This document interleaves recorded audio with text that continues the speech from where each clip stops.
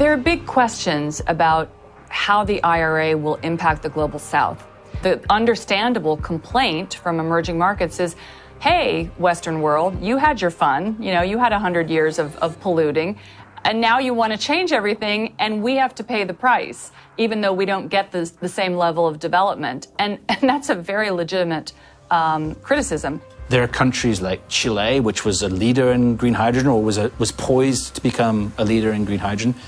Chile can't afford the subsidies that the US has, so its natural advantage of abundant renewable energy has been wiped out. US, like Europe and others, have to buy a lot of critical materials that for the moment are mostly controlled by China. It's not possible just to consider only the national interest and not the necessity for developing countries to, develop their own industry. And that's a new model we have to invent.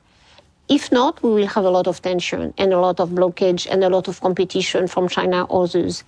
And I don't think we necessarily will win this competition. You could imagine the US and Europe bringing countries in Africa and Latin America into a sort of new trade paradigm where they say, hey, we will help fund some of the clean transition in exchange for guarantees of critical minerals. That's what the IRA does. It says fundamentally we are going to need some politics, some statecraft as part of the climate transition, and we're not going to be able to just come up with a carbon price and expect the global South to pay for it.